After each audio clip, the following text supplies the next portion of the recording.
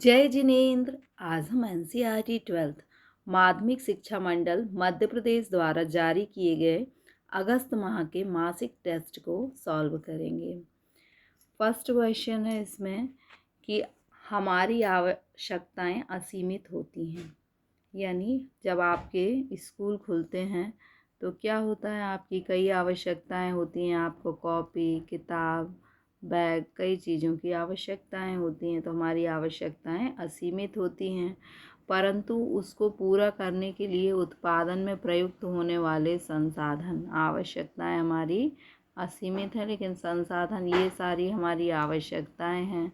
इनको पूरा करने के लिए संसाधन यानी धन क्या है हमारे पास, सीमित है। तो इसका सही आंसर है ये सीमित।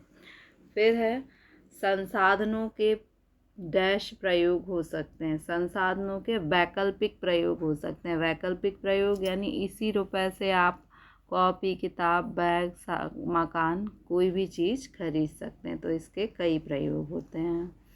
फिर है अपनी विभिन्न आवश्यकताओं की पूर्ति के लिए उपभोक्ता द्वारा वस्तुओं और सेवाओं का क्रय क्या कहलाता है। एक उपभोक्ता है और उसकी ये सारी आवश्यकताएं, इसकी पूर्ति के लिए अगर इन्हें वह खरीदता है तो उसे हम क्या कहेंगे, उपयोग कर रहा है, वह उपभोग कर रहा है, वस्तुओं और सेवाओं का उपयोग कर रहा है।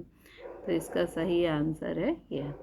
फिर हम उत्पादकों द्वारा बाजार में बेचने के लिए वस्तुओं और सेवाओं का विनिर्माण। एक उत्पादक है और उसने कुछ वस्तुओं और सेवाओं को बनाया बेचने के लिए, तो हम उस निर्माण को क्या कहेंगे, उत्पादन कहेंगे।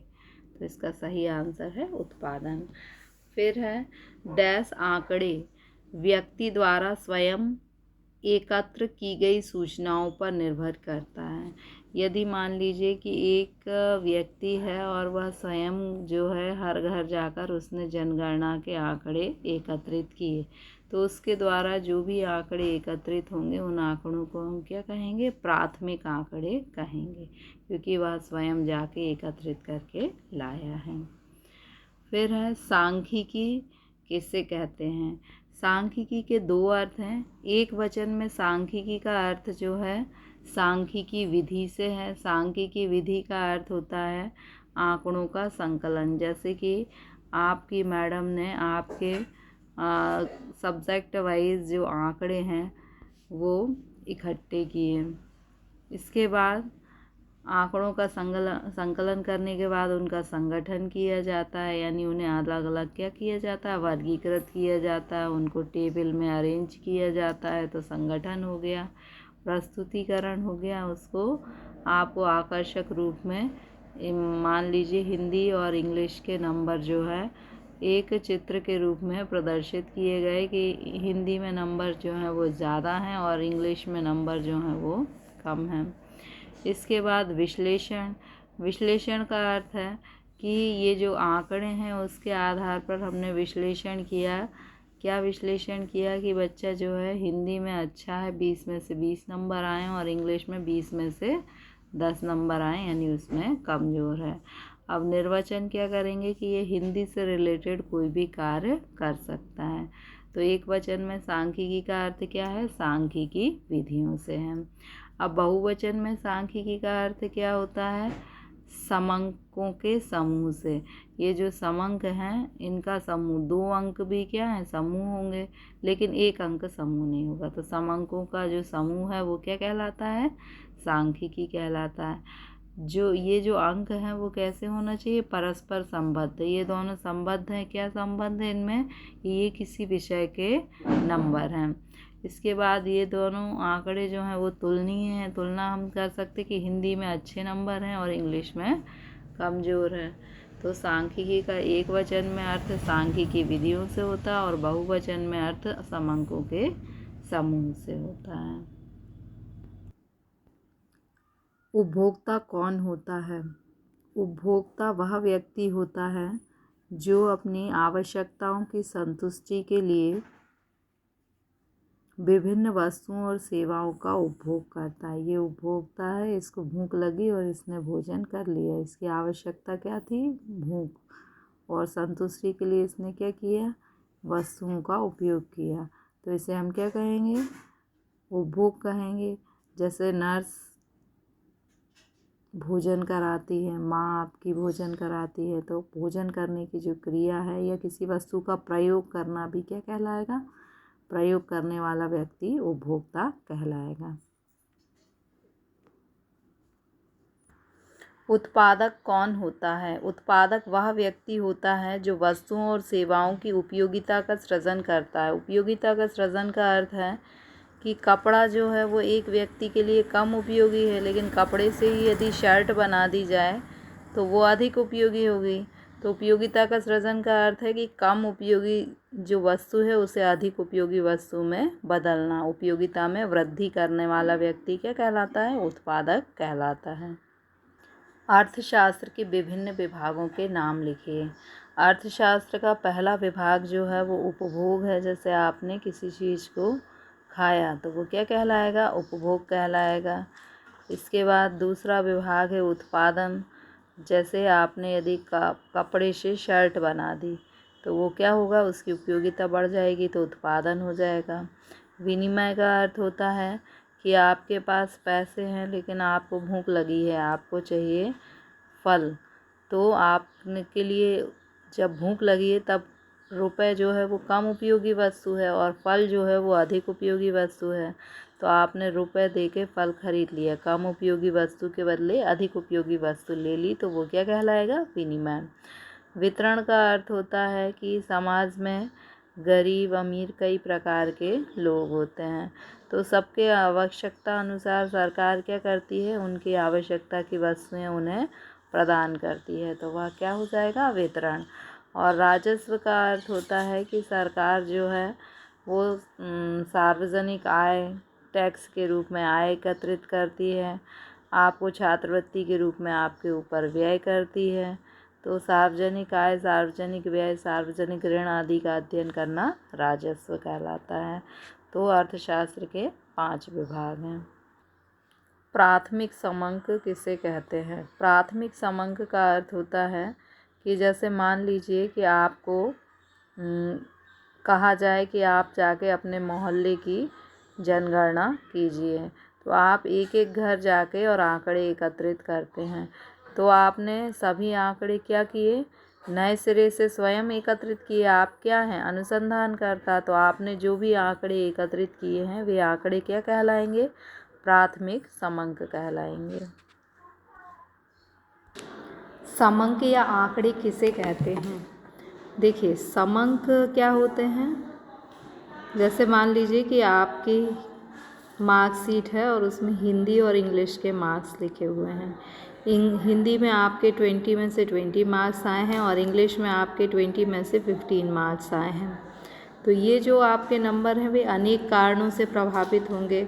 हो सकता है कि हिंदी के पेपर में आपकी तबीयत ठीक थी, अच्छे नंबर आ गए, और इंग्लिश के पेपर में तबीयत ठीक नहीं थी इसलिए कम नंबर आए हैं। तो जो आंकड़े होते हैं, समंक होते हैं, वो अनेक कारणों से प्रभावित होते हैं। गणना और अनुमान द्वारा संकलित ये जो आंकड़े हैं या तो आपके पेपर लेके लिए जाते हैं। आपने जैसे अभी देखा कि कोविड में क्या हुआ था कि आपके जो मार्क्स थे वो पेपर के आधार पे नहीं बल्कि पूर्व के जो अंक थे उनके आधार पर अनुमान लगाकर आपको नंबर दिए गए थे। तो जो समंक होते हैं वो गणना या अनुमान के आधार पर भी संकलित हो सकते हैं। तीसरा है तुलनीय। समंक जो हैं तुलनीय होना चाहिए। जैसे हम तुलना कर सकते हैं कि हिंदी में आपके मार्क्स अच्छे हैं और इंग्लिश में आप थोड़े से कमज़ोर हैं, तो समंक क्या होते हैं? तुलनीय होना आवश्यक है। सांख्यिकी के 3 कार्य लिखिए। पहला कार्य है तथ्यों को तुलनात्मक बनाना। जैसे आपकी मार्कशीट होती है उसमें मान लेते हैं हम कि हिंदी और इंग्लिश के मार्क्स दिए हुए हैं। अब ये जो मार्क्स हैं वो आपने टेबल में रखे, यानी सांख्यिकी रूप में आपने उनको प्रस्तुत किया, तो उससे क्या हुआ? ये तथ्य जो हैं वो तुलनीय बन गए कि हिंदी में 20 में से 20 मार्क्स आए हैं, यानी आपकी पोजीशन अच्छी है, और इंग्लिश में आपके 20 में से 10 मार्क्स आए हैं, इसका मतलब आपकी पोजीशन क्या है? अच्छी नहीं है। व्यक्तिगत ज्ञान एवं अनुभव में वृद्धि। सांख्यिकी से क्या होता है कि आपके ज्ञान और अनुभव में वृद्धि हो जाती है। आप ये समझ जाते हैं कि हमें कोई भी निष्कर्ष निकालना है तो पहले तो हमें क्या करना है, आंकड़ों को इकट्ठा करना है। आपने पहले आंकड़ों को इकट्ठा किया, इसके बाद उनको आपने व्यवस्थित रूप से प्रस्तुत किया और इसके बाद आपने निष्कर्ष निकाल लिया कि भाई आपको हिंदी में कम और इंग्लिश में अधिक मेहनत की ज़रूरत है। तो सांख्यिकी से क्या होता है, आपके ज्ञान और अनुभव दोनों में वृद्धि हो जाती है, जिसके आधार पर आप किसी भी समस्या का आसानी से समाधान कर सकते हैं। नीति के निर्धारण में सहायता। नीति निर्धारण का अर्थ है कि हमें सामाजिक, आर्थिक, राजनीतिक क्षेत्र में कई नीतियाँ बनानी होती हैं और वे नीतियाँ जो है आंकड़ों के आधार पर ही बनाई जाती हैं। जैसे कि यदि ये आपकी अंक सूची है तो इसके आधार पर क्या नीति बनाई जाएगी कि आपको इंग्लिश में अधिक मेहनत की ज़रूरत है, इंग्लिश की निदानात्मक कक्षाओं की आवश्यकता है। ऐसे ही आयात निर्यात नीति, कर नीति आदि सभी आंकड़ों के आधार पर निर्धारित की जाती हैं। प्रश्नावली के 3 गुण लिखिए। प्रश्नावली का पहला गुण है कि प्रश्नावली से क्या होता है, विशाल जनसंख्या का अध्ययन करना संभव होता है। जैसे हमारा देश इतना बड़ा है, यदि एक एक घर जाकर जनगणना अधिकारी सूचनाएं ले तो बहुत अधिक समय लगेगा, और यदि हम सबके घर एक एक प्रश्नावली भेज दें और जानकारी ले लें तो कम ही समय में हम जानकारी प्राप्त कर पाएंगे। तो प्रश्नावली से क्या होता है, विशाल जनसंख्या का अध्ययन करना संभव होता है। कम खर्च। यदि इतने सारे एक एक घर जाकर जनगणना अधिकारी जनगणना करे तो क्या होगा, उसमें अधिक खर्च होगा, और यदि हम उसके स्थान पर प्रश्नावली भेज दें तो प्रश्नावली जल्दी ही भरकर क्या होंगी, वापस आ जाएंगी, और इससे सूचनाएं कम खर्च में एकत्रित हो पाएंगी। शीघ्र सूचना। जब जनगणना अधिकारी एक एक घर ना जाकर क्या करता है, सबके घर केवल प्रश्नावली को भेज देता है, तो उससे क्या होगा कि सूचनाएं सभी जगह से शीघ्रता से भर के वापस आ जाएगी और कम समय में ही जानकारी प्राप्त हो जाएगी।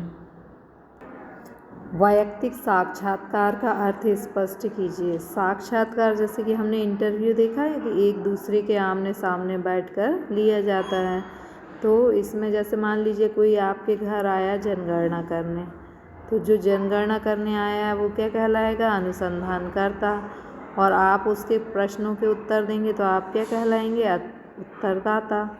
तो इसमें उत्तरदाता और अनुसंधानकर्ता कैसे होते हैं, आमने सामने होते हैं, ये एक दूसरे से व्यक्तिगत रूप से मिलते हैं, सिंह पाओ ने कहा है।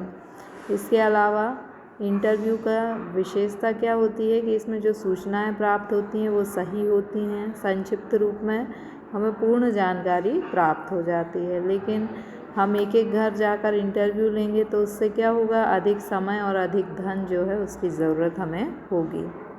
Thank you.